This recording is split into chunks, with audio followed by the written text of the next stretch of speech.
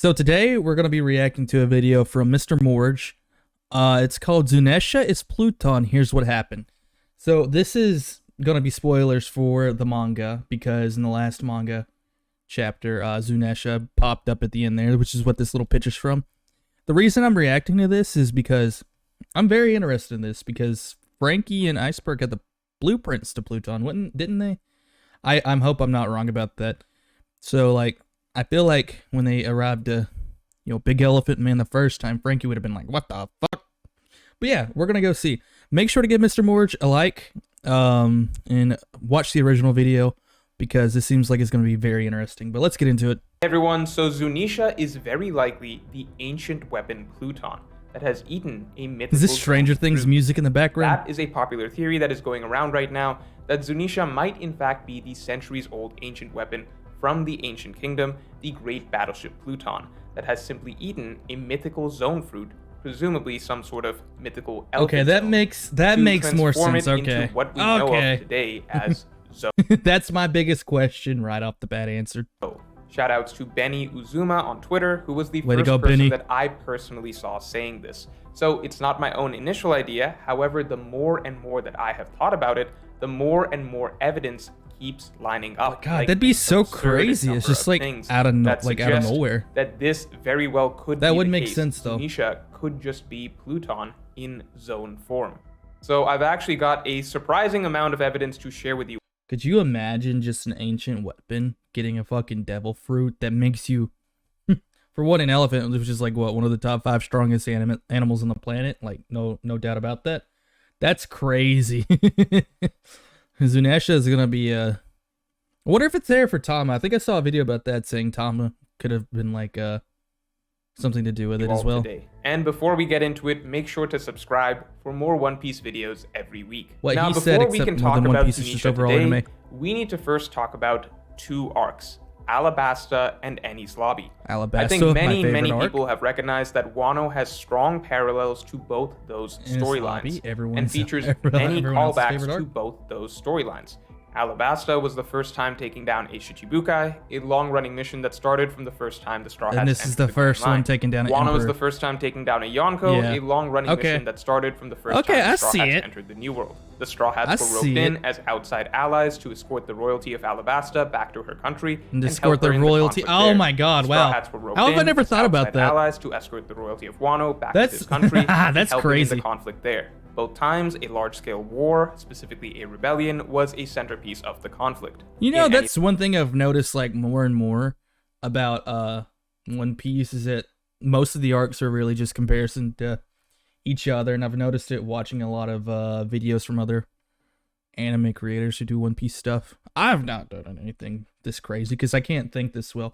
Props to these people who can like come up with this and like piece it all together. The main enemies were Zoans. In Wano, all the enemies are Zoans. We see the same power-ups that were first introduced and debuted in Enies Lobby, finally being addressed, explained, and upgraded once again in Wano. We have CP9 trying to capture Robin. We have CP0. Oh my God. We have traitors and hidden identities. Even the Orochi-Kaido relationship was reminiscent of Spandam Lucci. Just in general, we have a lot of simple callbacks to both Alabasta and Enies Lobby. And I mean, like, not to mention that both Lucci and Kaido were kind of dickheads.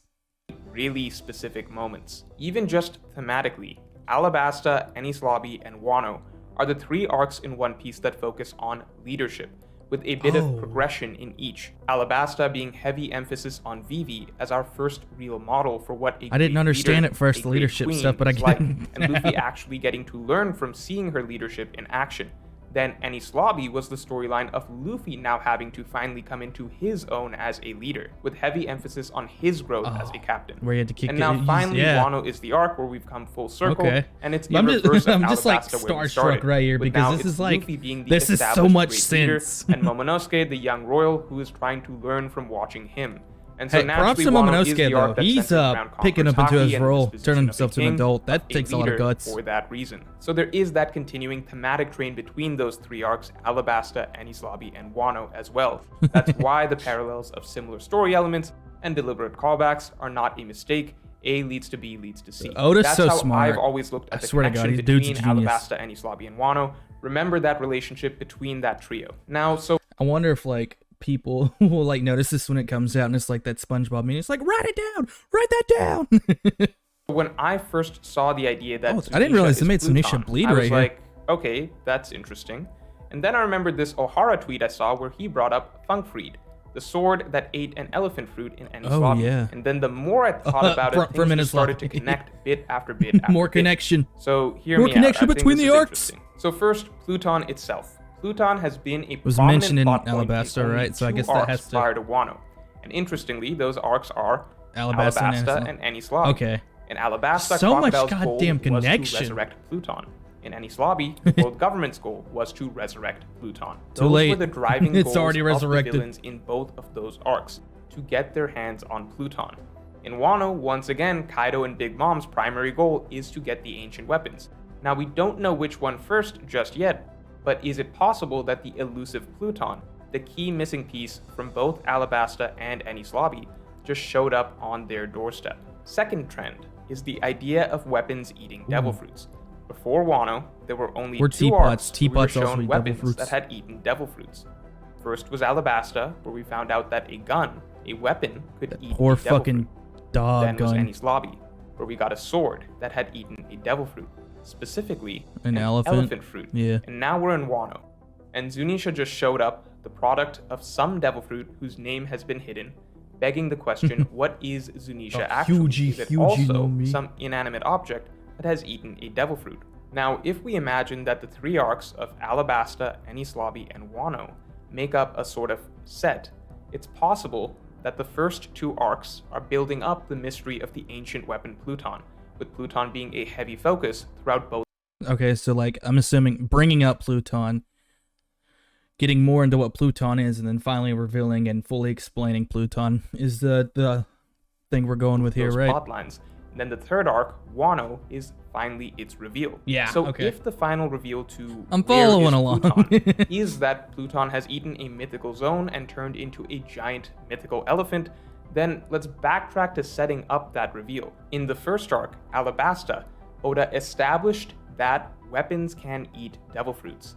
Then in the 2nd arc, Enislobby, Oda foreshadowed the truth by showing us a weapon that has Jesus specifically Christ. eaten an elephant fruit.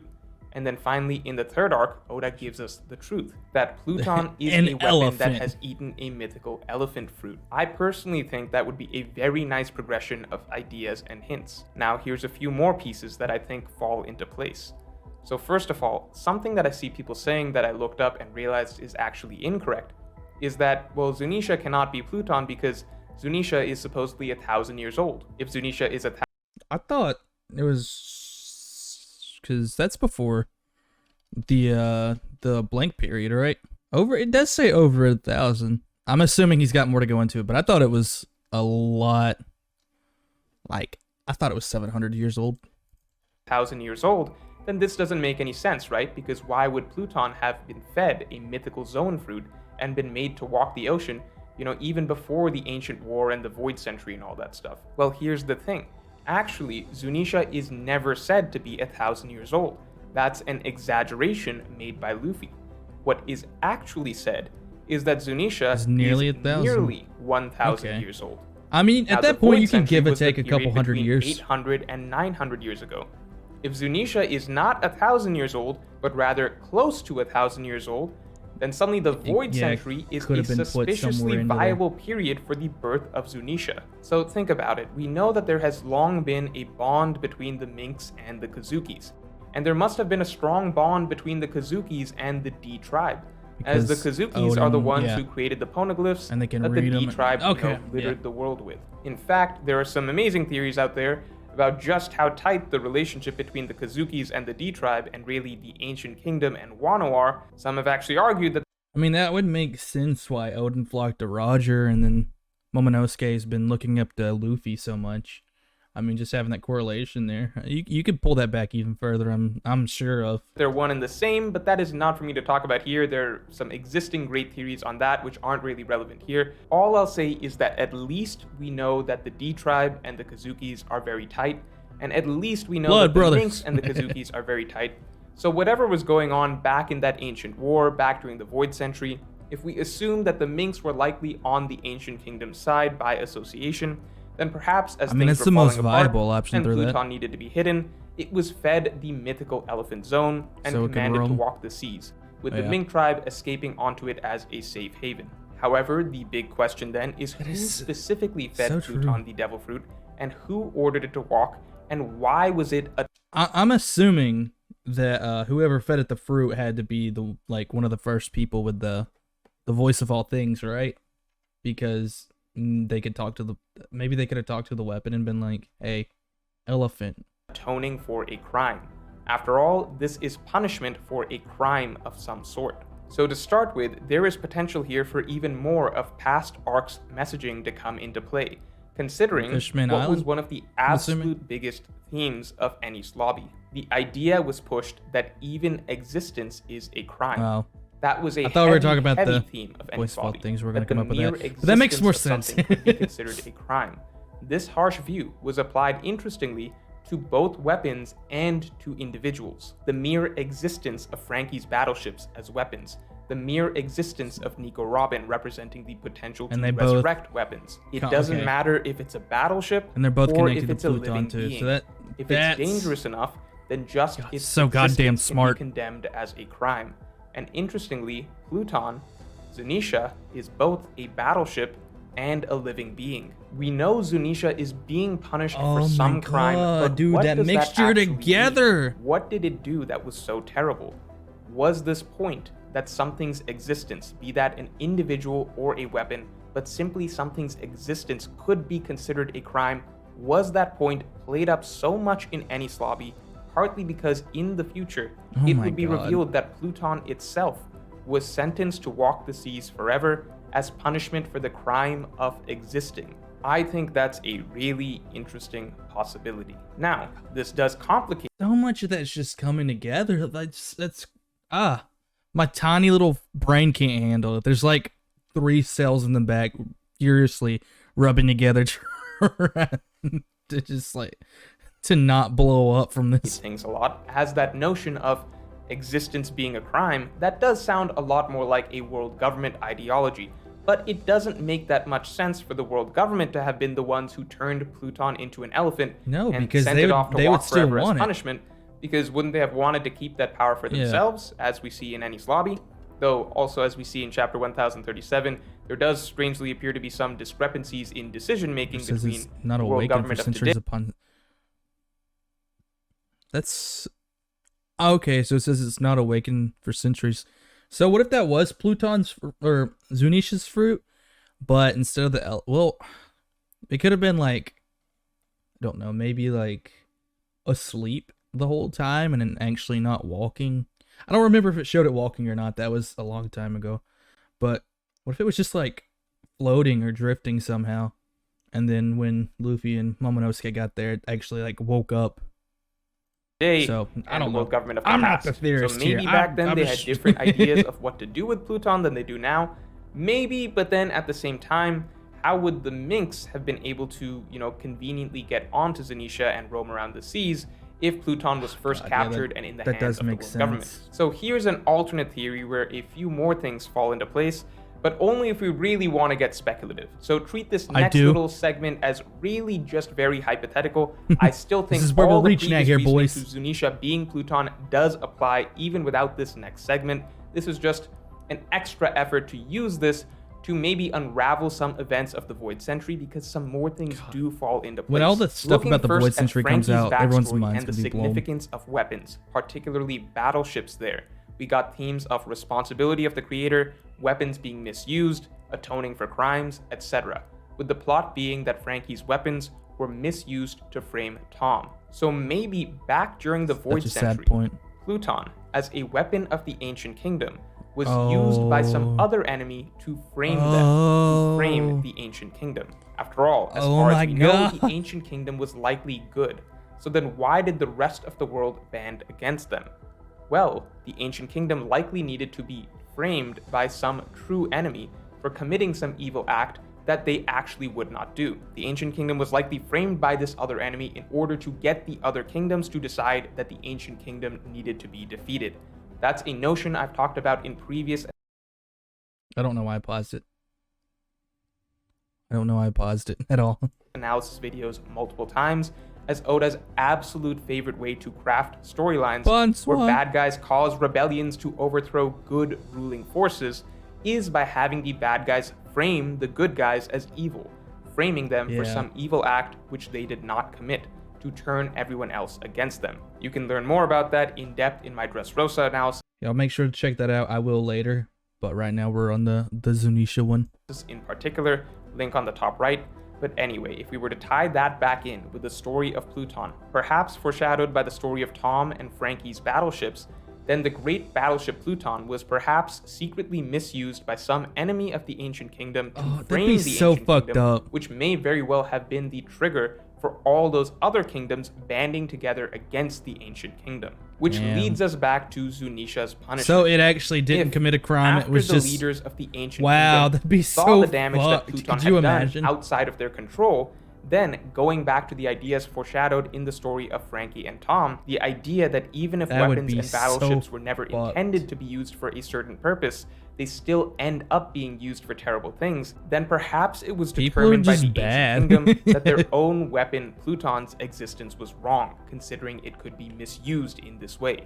That's not necessarily the correct thinking. As we are taught in the modern day, you should not blame it on the existence of the weapon itself. But you could imagine why the Ancient Kingdom may have the whole guns don't kill people, people kill people argument just for a larger scale and now an elephant. Thought the way they did at that time. And so, not wanting Pluton to cause any more destruction after its misuse, perhaps even with the advent of a great war against the other kingdoms, the Ancient Kingdom decided to hide Pluton and to send it away so that no one could ever uncover it. And they did so by feeding it a mythical Zoan that transformed it into something unrecognizable. But I'm assuming that, the people with the voice of all things, they didn't take that into account. Or maybe they did and they expected it to go a different way. I don't know. I still think that the voice of all things has more to do with it here. Commanded it to walk the because he hasn't even mentioned it as once. Its very existence was now looked at by themselves and by the world as a crime. The Minx were perhaps meant to be the guardians or maybe the shepherds of this weapon. Makes sense, though. It makes a lot of sense, as the only way to ever find Zunesha, to find Pluton, is if you have a vivre card of the Minx. Otherwise, it's simply untrackable, which means that you had to be a friend of the Minx to be able to locate Zunesha. So essentially a friend of the Kazukis, a friend of the D tribe. Kind of like the concept that would of mean that secret I guess keeper they gave from Harry one Potter, there and as we progress through the series, it makes more and more sense why the ancient weapons are not just easily found. But the world government they came out with Poseidon, as Poseidon is an individual that needed to be born. The world government couldn't just find Pluton, as it's not buried anywhere. It's been transformed into a living being that travels the seas, a being that literally cannot be found without a vivre card. Uranus, God knows where that is. For all we know, it's already in the hands of the world government, which may be why its location hasn't been hinted at. I'd assume they have at least one weapon as at there's this point. Perhaps no story reason they'd have to have at least one weapon, right? For Uranus's location, as it's just not something that the Strahds themselves are ever going to find.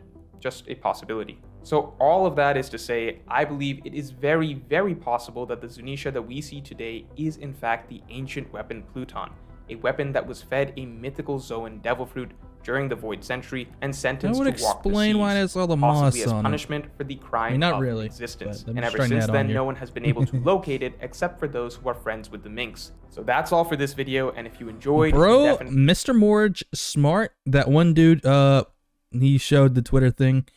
Also smart for even starting this up. Great thumbnail. I think that's why it's done so good. 136,000 views in 2 days. It's crazy. But yeah, go leave him a like because that was good. If you want to see more reactions, let me know. If you want to, just let me know what you'd want me to react to. Maybe leave a like on here, subscribe. But yeah, that was, oh my God.